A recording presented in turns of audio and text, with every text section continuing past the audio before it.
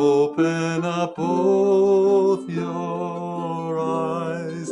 We can all know everything without ever knowing why. It's in every one of us, by and by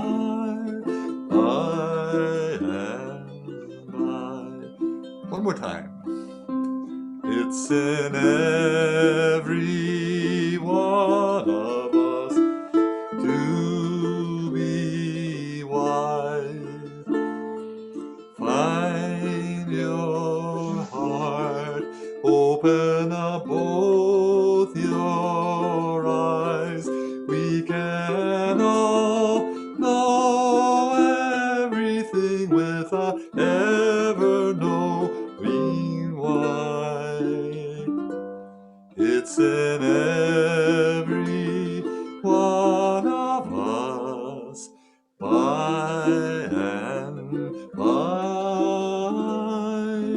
and by.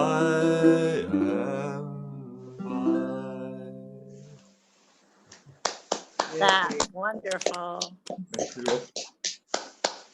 Oh, beautiful. Yay.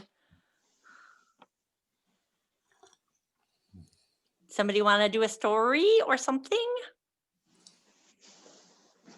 Ham, if you've got a party, do you want to do your story before you get back to the party, or?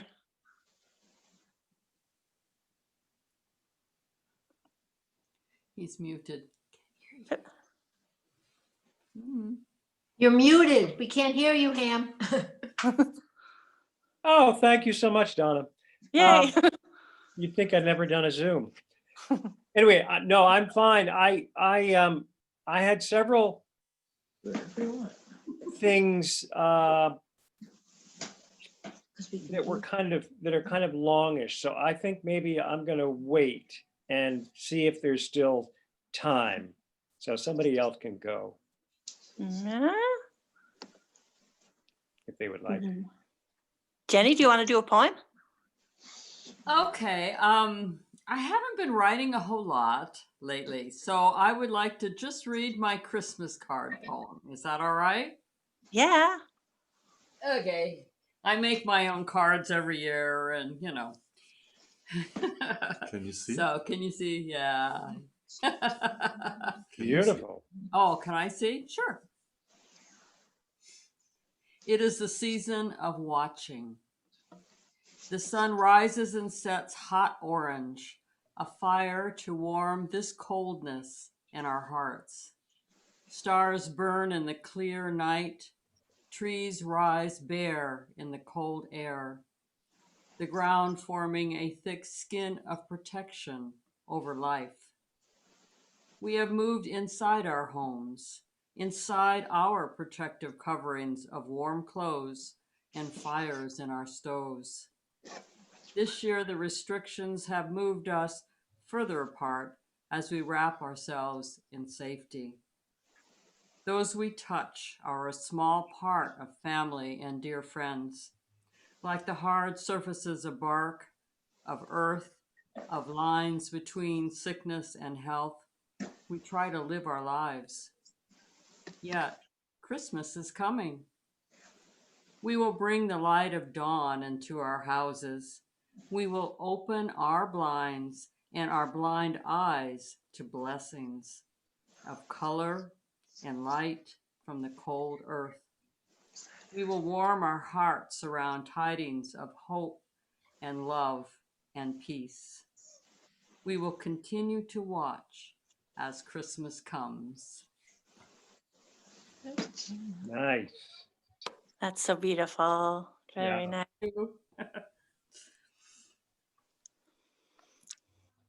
Who else? Ken, do you have a story? A recitation? Sure. Whenever, sign me up or put me on wherever you like. You don't have to wait, I suppose, to get me to share a story. For people who don't know or haven't seen before, I write stories about a little town in Newfoundland and Labrador called Raisin Arm. And this is one of the only Christmas stories. The other one is about a giant lobster that saves Christmas.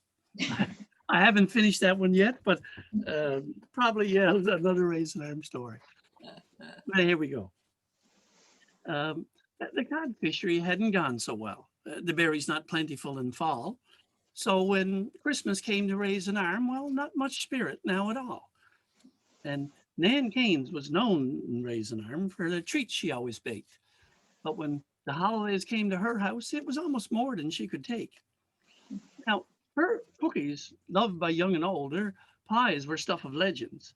And her Christmas cake, well, the best in Newfoundland, and that was never questioned. When she started in the baking, the whole community'd be buzzing. And her house would smell like Christmas when she opened up the oven.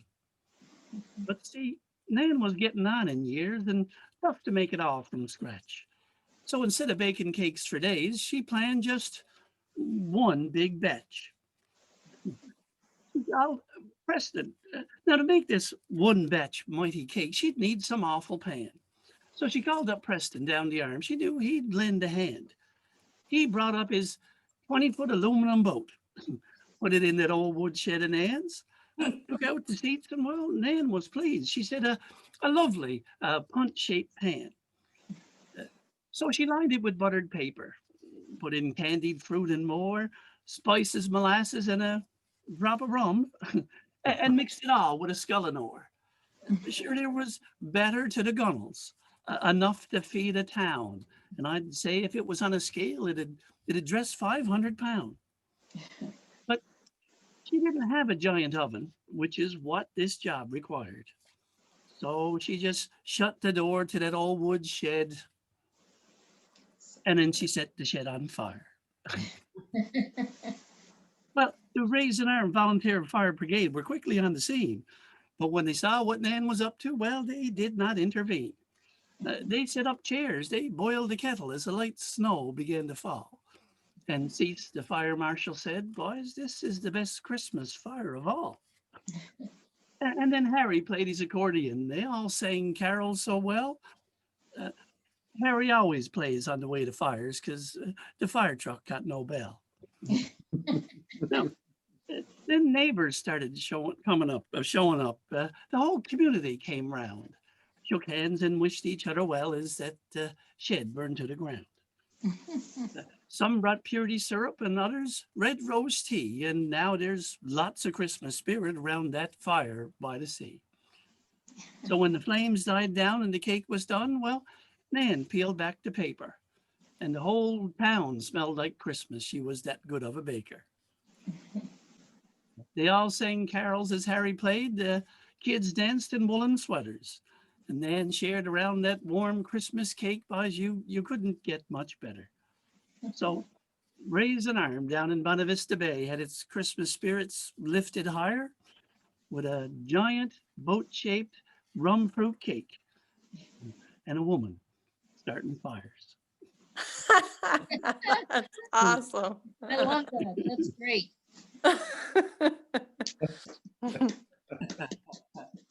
I liked it. Maybe not a true story. That's awesome. Thank you. That's great. Is that in book form? I could just see illustrations and it would be Oh, it'd awesome.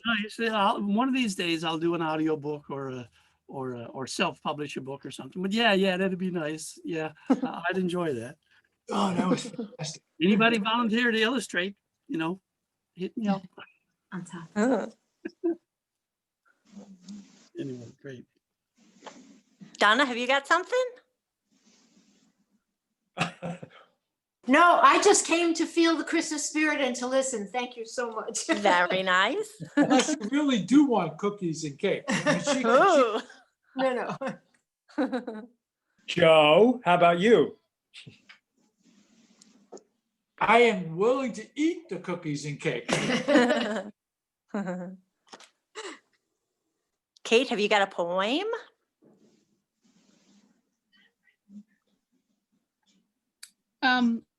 I could read a poem by Robert Hayden. Neat. Happy holidays, everyone. Happy holidays. Yeah. Who's that guy next to you? This is Alex. Hey, hi. Hi, maybe Al. if you maybe you can play a song. Maybe not. Okay. This poem is called Those Winter Sundays by Robert Hayden. Sundays too, my father got up early and put his clothes on in the blue-black cold. Then with cracked hands that ached from labor in the weekday weather, made banked fires blaze. No one ever thanked him. I'd wake and hear the cold splintering, breaking. When the rooms were warm, he'd call, and slowly I would rise and dress, fearing the chronic angers of that house, speaking indifferently to him, who had driven out the cold and polished my good shoes as well. What did I know? What did I know of love's austere and lonely offices? Very nice. Very nice. Aw. Kate, there is a music to that, or that poem's been set to music. Really? Yes, we sang it with the Thetford Chamber Singers a couple of years ago, and I couldn't tell you who the composer was, but it's a beautiful piece. I mean, it's a beautiful piece of writing, but it's also beautiful. It was a beautiful piece of music. I'm sure. Do you have a recording of you and the Thetford choir singing it, Ham? Probably I could find. I mean, I don't have any, but I think I probably could track it down. So Well, I would appreciate it. If you send me did. an email reminder, would you? Sounds good. Thank you. Very cool. Vi, you got something?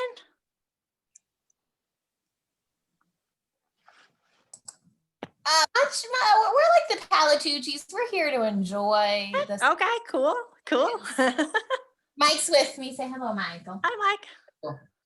Hi, Mike. Hello. How y'all doing? Y'all are too talented for us. We can't follow any of you. It's so beautiful, wonderful. Yeah. Gina Rich, you got something? We're just listening and enjoying. All right. Anyone else? I have a poem that I heard on NPR the other day. So anybody who listens to NPR is probably going to hear it. But The Shortest Day by Susan Cooper. And she's just it's just been published in a new version of a story, and with an illustrator, and they were both being interviewed on NPR. But anyway, it's a beautiful poem, so I will read it. The Shortest Day. And so the shortest day came, and the year died.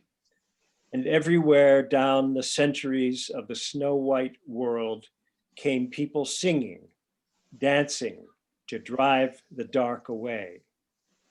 They lighted candles in the winter trees. They hung their homes with evergreen. They burned beseeching fires all night long to keep the year alive. And when the New Year's sunshine blazed awake, they shouted, reveling.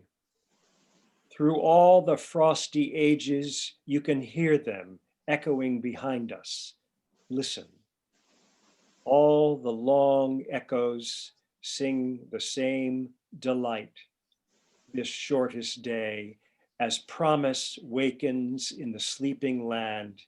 They carol, feast, give thanks, and dearly love their friends, and hope for peace. And now, so do we, here, now, this year, and every year. Welcome, Yule. That was nice. Very nice. That's cool. I bet you that's been put to music too. Huh. We've heard it. We've heard that. Have you? Have you? Christmas revels. Oh, of course. Yes, Yeah. that would make sense. So I guess I'll play. Oops. Yeah, I haven't- show us what those straps are doing around your shoulders. Yeah, Bob. right. Sorry. So I wrote I took this as a challenge to write a Christmas song. So I wrote one for my wife, and I wrote her, it's sort of like a love song, Christmas song. Oh, She'll see.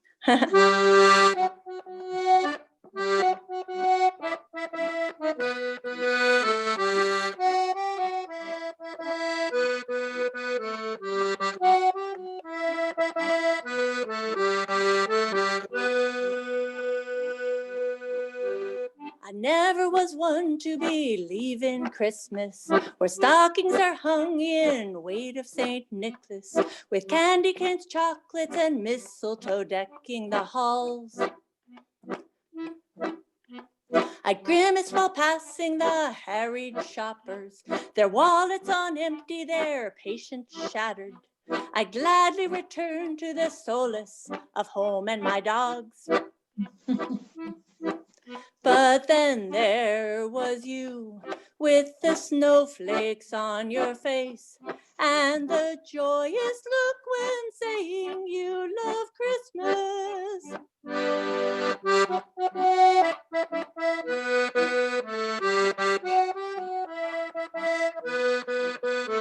You started to show me all the Christmas movies, The Bishop's Wife and The House Without a Christmas Tree, old black and whites with Jimmy Stewart and friends, Charlie Brown's Christmas and Christmas in Connecticut. While you were sleeping, the Grinch was not left out. I felt my heart warm as I held your hand in mine. 'Cause now there is you, with the snowflakes on your face, and filling me with joy, and you love Christmas.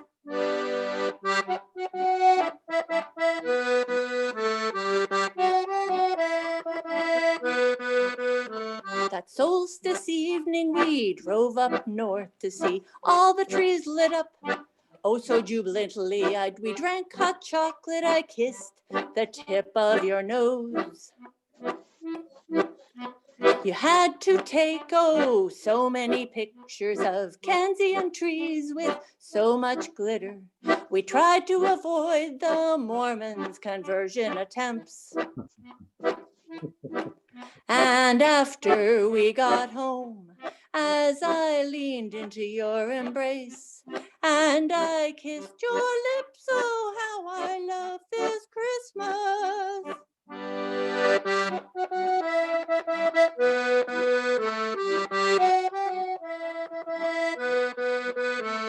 Christmas at your parents', I felt so honored to have been invited as our love started.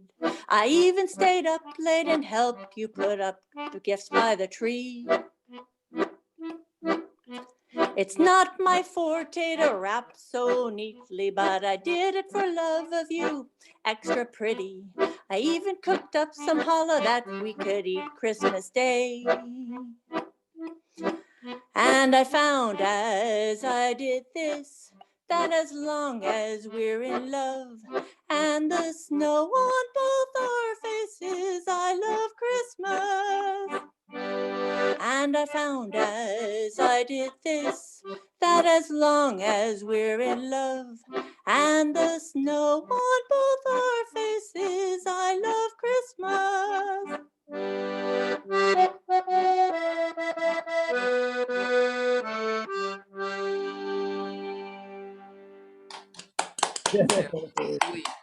Thanks.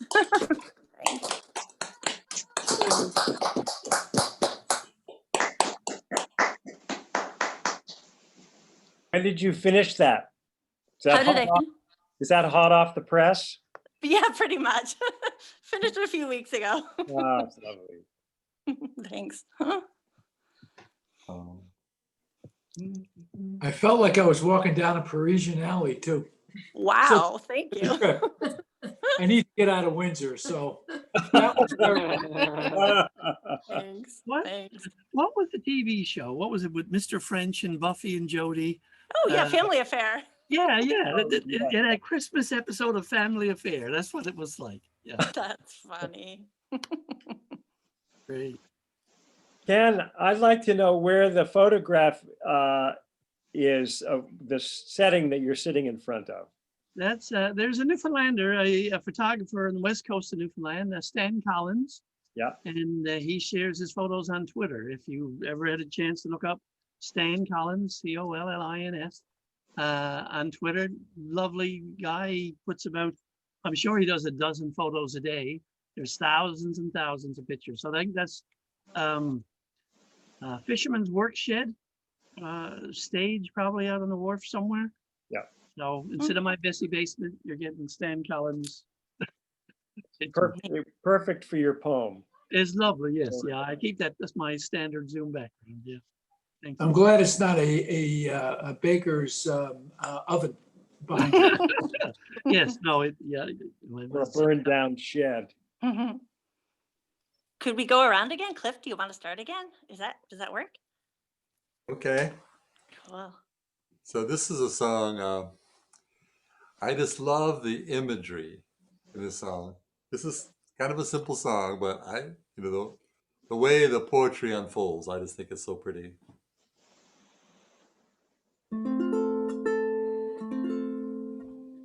Tall in the saddle, we spend Christmas Day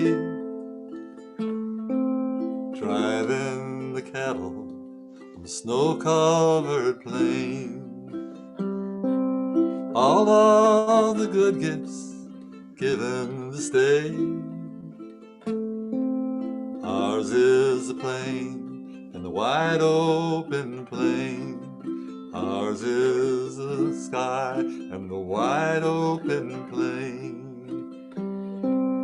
Back in the city they have different ways. Football and eggnog and Christmas parades. I'll take a blanket, I'll take the reins. It's Christmas for the cowboy in the wide open plain. The campfire for warmth as we stop for the night.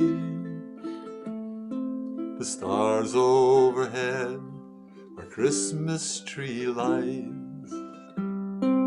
Wind sings a hymn as we bow down to pray. It's Christmas for the cowboy in the wide open plain.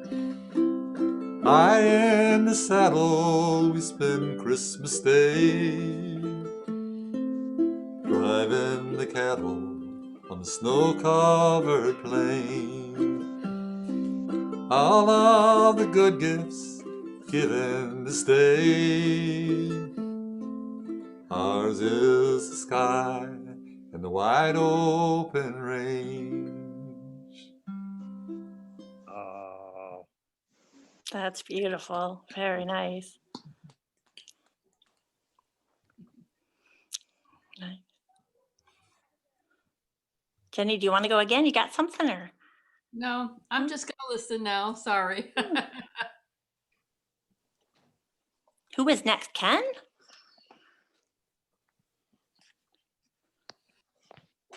Sure, if you like. Yep. I don't think there's any shortage of stories, but if there's another go around, I'll save another one. But this one, I suppose, let's keep with the food-related theme. You might have heard this one before. I'm not sure if I did, but there's enough people here tonight, I suppose. So we'll share again if someone's already heard it. Down in Raisin Arm, well, I should explain, I suppose, here in Newfoundland, one of the more popular things, and I know it's my wife's favorite meal, is a cold plate.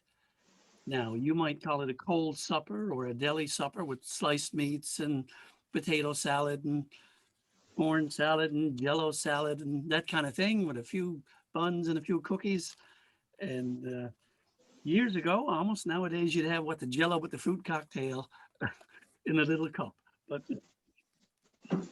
so cold plates. And the other thing down in Raisin Arm they like is to play bingo. Someone had the idea of putting both of those things together. So what could possibly go wrong?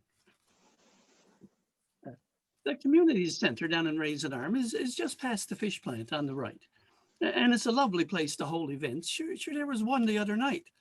Maybe you heard about cold plates and bingo that they have down at the hall. They had it there last Wednesday, but it was not your average game at all.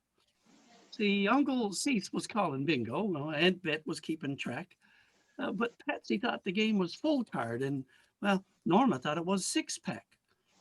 So Aunt Annie asked, are we playing postage stamp, or is this game a line from left to right? So when Cease bawled out, there's none of them, well, that's why there was a fight. You see, you don't tell the bingo crowd that they stirred up some old mess. That wasn't good for Cease to do. Men have died for less.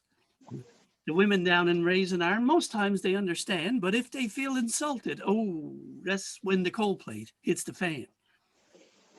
Just as Cecil said these words, your cards are now invalid. Well, the air was filled with flakes of ham and scoops of mustard salad. Cease had no retreat from pickled beets, and bread buns flew like rain. And sliced turkey roll went out of control in some aerial campaign. But these feisty cold plate slingers in this bingo altercation were not exact in their attack. No, this was not a pinpoint operation. So the crowd that sat down by the front, they figured they were saved. But in this blanket carpet bombing, not one was left unscathed. So date squares started flying back and shortbread cookies hurled. Oh, Aunt Lizzie was disgusted. This ain't proper for us girls.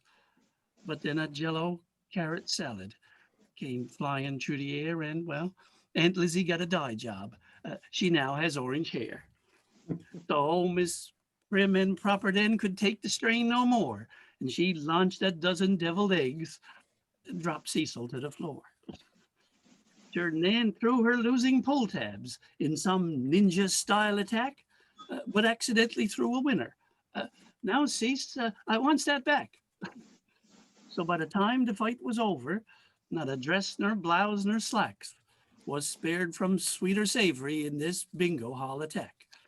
But eventually the crowd calmed down and the bingo game was played, but not a scoop of mustard salad, sir, or flake of ham was saved. And when the evening ended and all the goings on were cleaned, Steve thought about next Wednesday because that game must reconvene.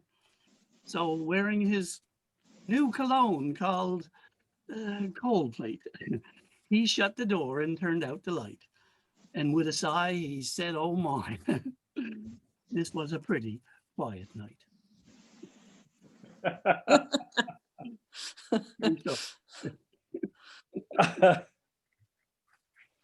That's awesome. Oh yeah, so bingo and cold plates don't mix. We now know that.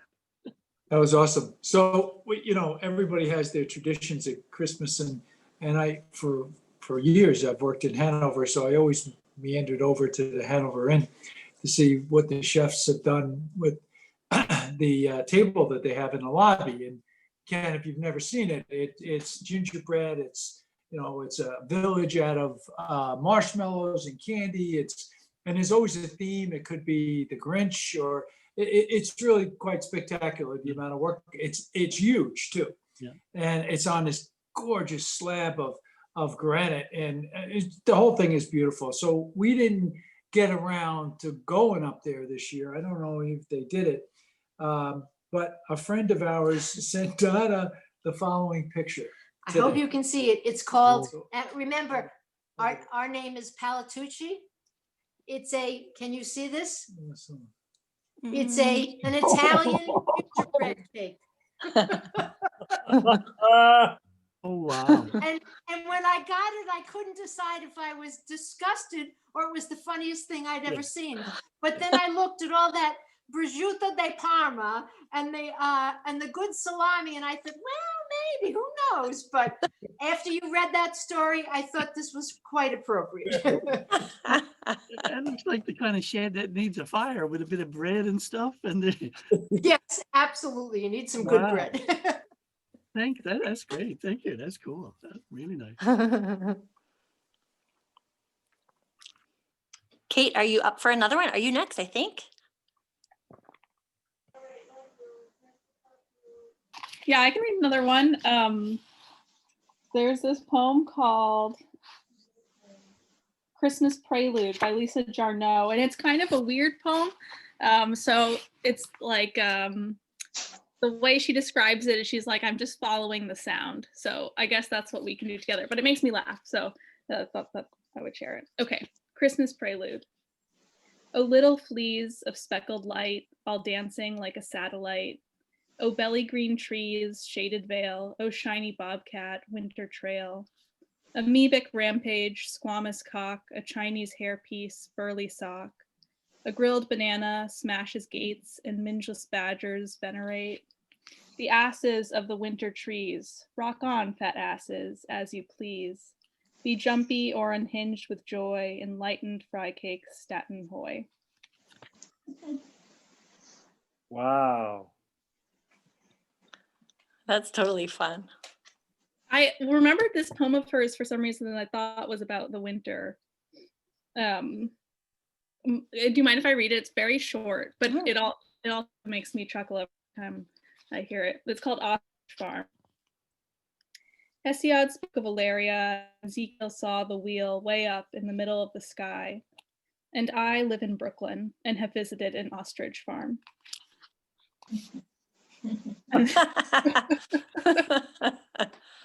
Sometimes that's how I don't know, as someone who grew up in the city, sometimes that's how I feel here.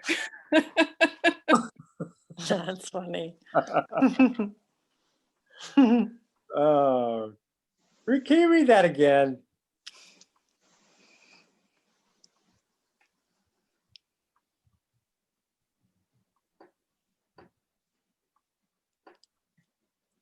Are we back to Ham? Oh, do you want to read it again, Kate? Yeah, I wanted to hear it again. Oh, you want to hear the ostrich farm? Yes. I want to hear it too. Too short. I know, it's very short.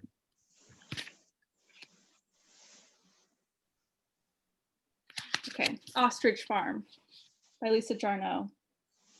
Hesiod spoke of a lariat, and Ezekiel saw the wheel way up in the middle of the sky. And I live in Brooklyn and have visited an ostrich farm. That's really cool. Donna, that reminds me of the story you told me about your first Christmas in Vermont. Something about high heels. Oh, yes. We had moved to Vermont in '84, in October of '84 from Brooklyn. And I was pregnant and used to New York City living and had gotten LL Bean catalogs in the mail and thought, who wears this stuff? And then I moved up here and I had the best badass pair of Cordovan high heel boots. And Joe was the opening food and beverage manager at a Scutney Mountain that's when they built the resort. And we were there for the Christmas party, of course, and he worked a million hours, but I went to the Christmas party all dressed up in my fancy boots and my fancy pregnancy dress. And I came out of the hotel and went boom and went flying in my fancy high heel boots and said, oh, now I know why everybody wears that damn LL Bean stuff. There went all my nice New York boots and high heels. But then we also met other people that were flatlanders like us who said, well, we thought everybody said when you go to Vermont, you just cut down your own tree. So they pulled off on the highway and cut down a tree only to discover that wasn't what it meant. So it took us and a bunch of us a while to learn the Vermont ways. Oh no.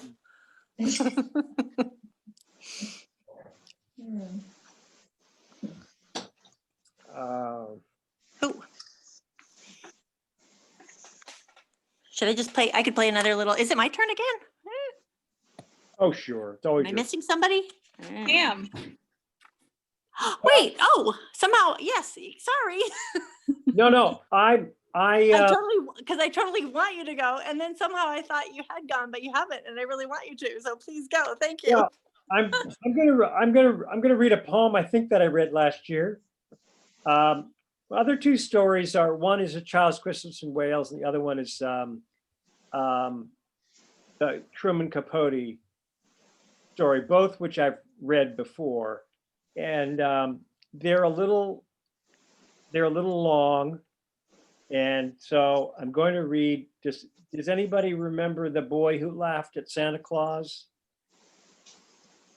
I think you read that last year, Ham.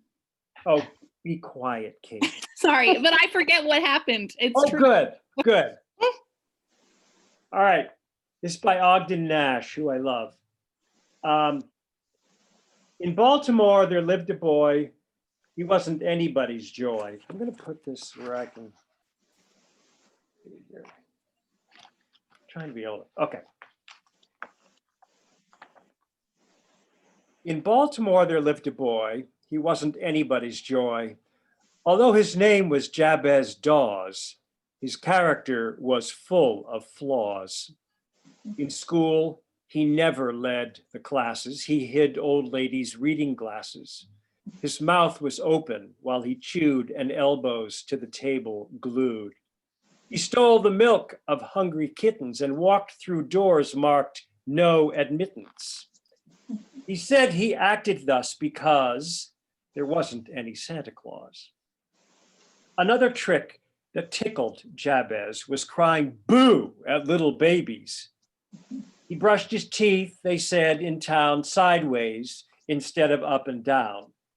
Yet people pardoned every sin and viewed his antics with a grin till they were told by Jabez Dawes, there isn't any Santa Claus. Deploring how he did behave, his parents quickly sought their grave. They hurried through the portals pearly, and Jabez left the funeral early. Like whooping cough, from child to child, he sped to spread the rumor wild. Sure as my name is Jabez Dawes, there isn't any Santa Claus. Slunk like a weasel or a martin through nursery and kindergarten, whispering low to every tot, there isn't any, no, not.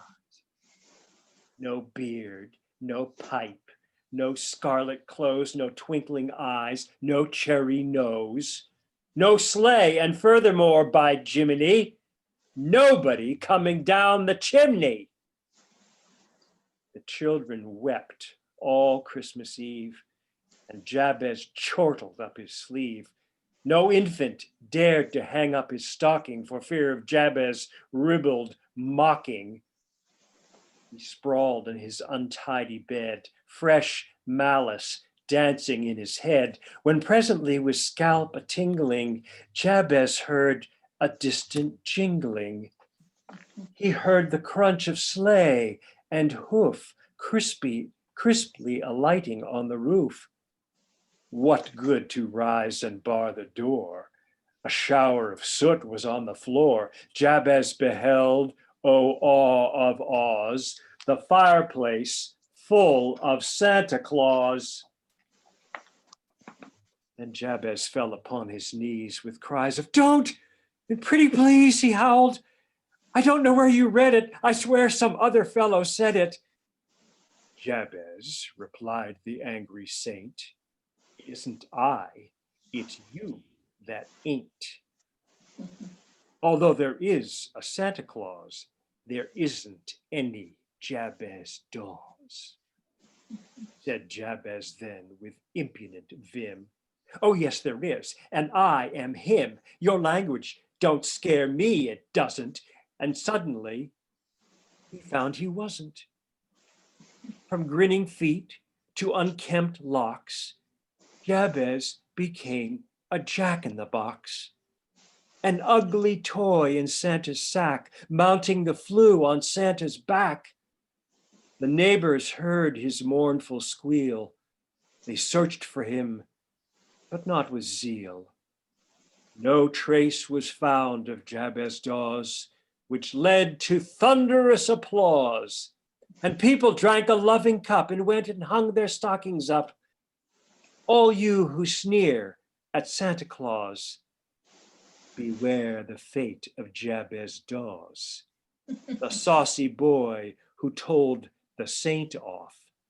The child who got him licked his paint off.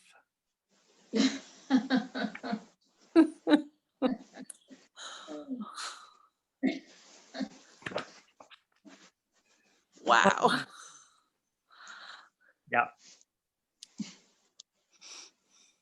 Barbara, there's a sign behind your head. It says H. Oh, home. Home with Home. Vermont. Vermont is the Oh, that's okay. yeah. For some reason, I thought it was missing an H, an N. And it was supposed to say New Hampshire and Maine or something. Sorry. Oh yeah, it sort of looks like it could. Interesting. Yeah. Huh. It's New my, Hampshire, Maine with Vermont in the middle. my adult brain. Yeah.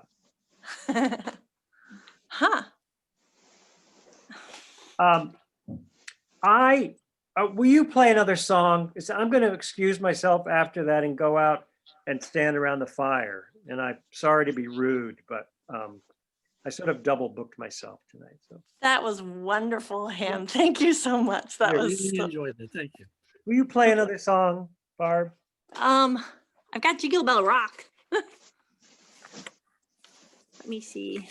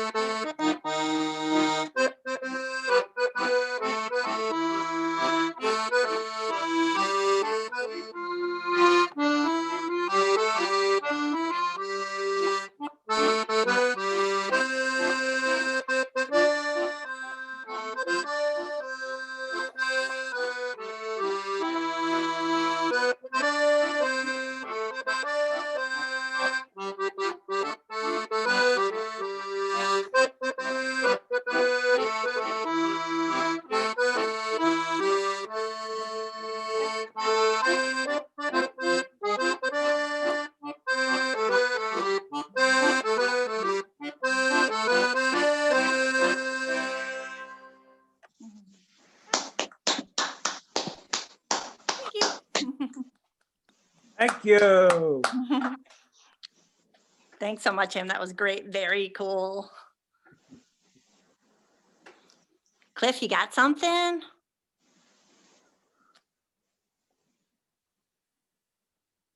So this song is a takeoff on a classical or a classic Christmas song, except that it's done in the style that the local people in the Hawaiian Islands do it.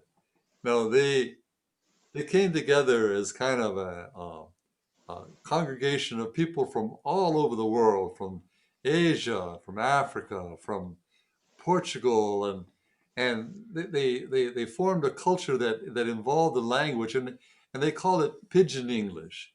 Pidgin English is used in, you'll hear that term in a lot of different places, and there's a lot of different I guess dialects of Pidgin English, but this is the one that they use in Hawaiian or in Hawaii.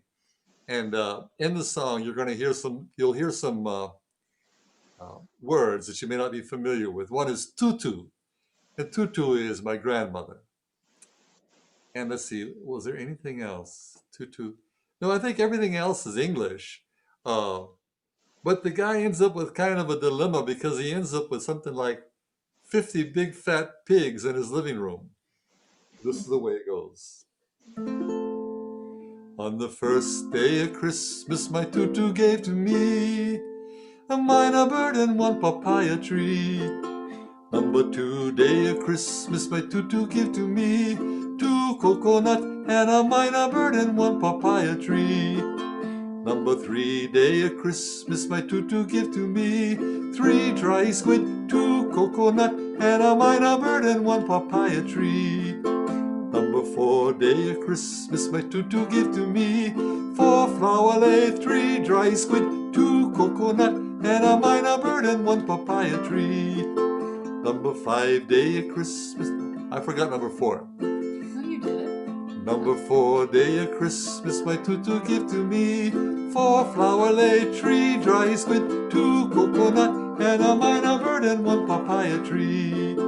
Number 5 day of Christmas, my tutu give to me 5 big fat pig, 4 flower lay, 3 dry squid, 2 coconut and a minor bird and 1 papaya tree. Number 6 day of Christmas, my tutu give to me 6 hula less than 5 big fat pigs, 4 flower lay, 3 dry squid, 2 coconut and a minor bird and 1 papaya tree. Number 7 day of Christmas, my tutu give to me 7 shrimp swimming, 6 hula less than 5 big fat pigs, 4 flower lay, 3 dry squid, 2 coconut and a minor bird and 1 papaya tree.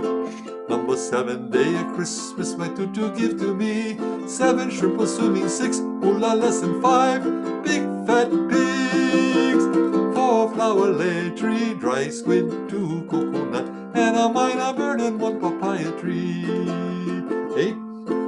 Number 8 day of Christmas, my tutu give to me 8 ukulele, 7 shrimp swimming, 6 hula less than 5 big fat pigs, 4 flower lay, 3 dry squid, 2 coconut and a minor bird and 1 papaya tree.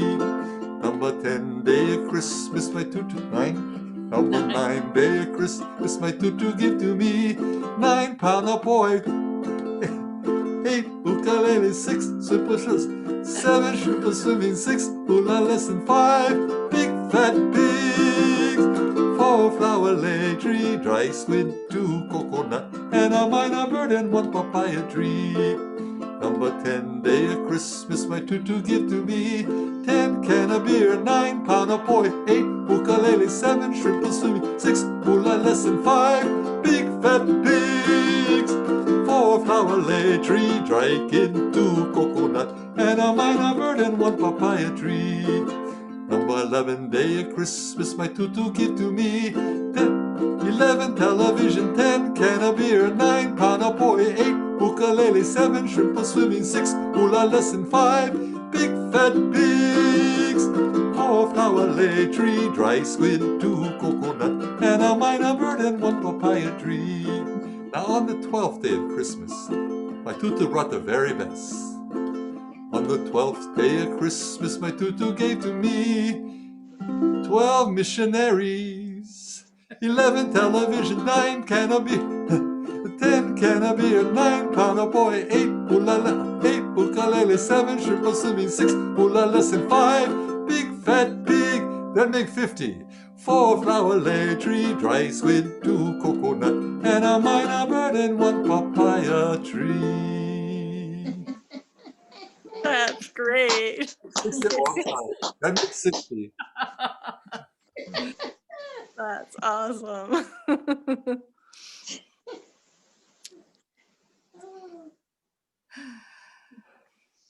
Kate, have you got something?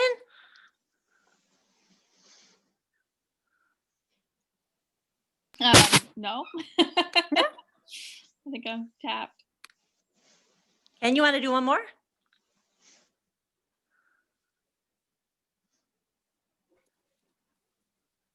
Try one more. Let's see.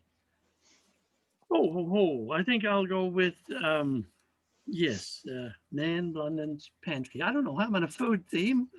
Christmas, there's lots to eat. Hey, in Newfoundland, there's a company's been around almost 100 years now called Purity Factories, and they manufacture cakes and cookies and wheat syrup and candy, jam cookies, ginger snaps, all kinds of things. So sort of incorporated that into a story, um, loosely based on my wife's grandmother.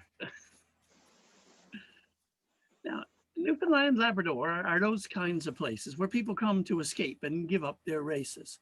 But not long ago now, we did have one spot where no one escaped nothing and a battle was fought. See, down Raisin Arm, when provisions are scanty, no one's allowed in Nan Blunden's pantry.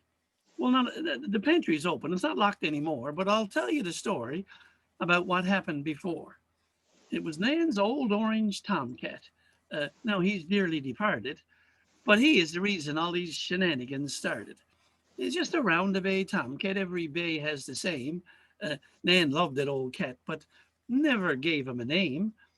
He just did what he wanted. He came in or went out. The kind of a cat that's got the run of the house. Now, this is not some spry creature like some fit mountain climber. No, he was more like a potato or a sofa recliner. And he's not a fast feline who can slither and slanker. He's more of a cat that's a sitter and thinker. And Nan kept that cat food up high on a shelf, and there's no way that cat could reach it himself. But one afternoon now, he just wanted a snack, and it was just, well, Purity products on that lower rack. Well, he ate a whole bag or maybe two of baked bread, and that's when he got that Purity taste in his head. So from that day on forward, if his heart was beating, well, it was just Purity products was all he was eating. Nan went for cream crackers, for when company comes. And she went into the pantry and nope, not a one. And she couldn't make any of her own special bread pudding because she went into the pantry and nope, there was nothing. So when stuff started to vanish, Nan got right vicious. First her baked bread, then her cookies, then her own candy kisses. So Nan had enough. She put on a bolt and a lock. But a roundabout tomcat is not easily stopped. See, the very next day, that old cat, he gained entry and he Houdini'd his way into Nan Blunden's pantry.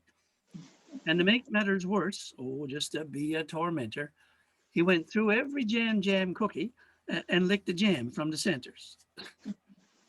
So Nan turned that pantry into an impenetrable vault, and she made sure that cat's antics would be brought to a halt. She put on bolts and big chains from ceiling to floor, and if you looked down, you could make out she built a secret trap door and a dirty big padlock. And if you don't know the code, well, the Bombay doors open and down you go. See, to protect her provisions, she'd take on any man. Those television ninjas got nothing on Nan. It's mission impossible for crackers. That's the description I'd use. But we're not talking about some fit feline Tom Cruise. No, that cat just sat bawling. And guys, what a sin. The constant meowing because he couldn't break in. Poor Nan was drove and she let out a roar and that cat shuddered and shook and fell dead to the floor. I wish you were gone. Well, she didn't mean that, and it wasn't her plan to make away with the cat. But the old cat was dead. He had died with the fright. Sure, Nan felt so bad. She took all the locks down that night. Because that vault she created around all of her food had killed her poor cat now and ruined her mood. She went to bed early, her cheeks were all wet, and she cried as she slept over the loss of that pet. And the very next day, well, sure, something looked odd. Sure, it looked like the pantry door was abroad. Yes, so it was. Nan had been robbed. The shelves were all empty. Who would do such a job? Sure, they ate every cracker, every cookie and crumb, and they chewed every candy with the butter and rum. They drank all the syrup and they ate all the jam. Sure, who down the arm would do this to Nan? Poor Nan was in shock. Sure, what now could she eat? But Who's that on the sofa covered in crumbs, half asleep? Sure, it was her old orange tomcat. Sure, he was alive. See, to get into that pantry, he faked his demise. Well, Nan wasn't angry. She was one happy missus and didn't care if the cat ate the cream crackers or kisses. She was just glad to see her old friend. And those purity biscuits, well, she could get more again. But boys, what a story. All the newspapers read, Raisin Arm Tomcat fakes being dead. And up at Purity Factories, the boss, Mr. Pratt, well, he sent out a truck full of goodies when he heard about that.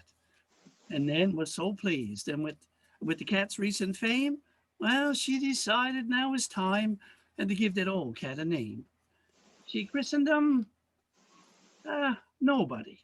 Not because affections are scanty, but now nobody's allowed in Nan London's pantry. I love that story. And there's a follow-up, a little verse. And I think the only way to put it in is at the end of the end is, if a few crackers go missing off Nan London's plate, well, she don't care. They're the ones that nobody ate. That's awesome. Yeah, that's a fun one. Yeah, that's one of the earlier ones I wrote. That's a couple of years old then. I love that. That's so Yeah, nice. Oh, perfect. Thank you, guys. no, thank you. Anyone else? Cliff, do you want to finish up? No, I've used up all my songs, Okay. but I did want to share something that Ken brought to mind about that cat. Back in was it 2005, I was working for the Army Corps of Engineers, and Hurricane Katrina blew through New Orleans. And so I worked, I was a safety and health guy, and I worked with their recovery teams. And so I went down there. And I'm telling you, that place was just flattened. I mean, as far as the eye could see in any direction, it was just desolation. And I met a man, and I was talking to him, and he was telling me how he had evacuated. But you know how cats get.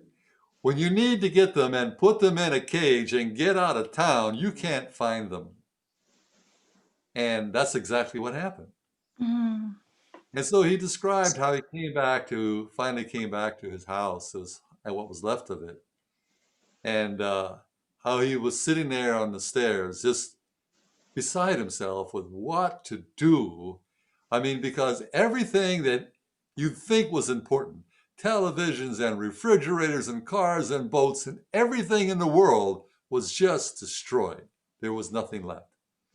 And as he sat there, that little cat, this skinny and scrawny, came crawling out from underneath the house. And he described how he sat there and bawled and bawled and bawled with sheer joy at seeing that cat. That story just meant a lot to me. How important, I mean, things are things. Yeah. But that cat really meant a lot to him. Wow. Mm. That's a nice story. Yeah, very nice.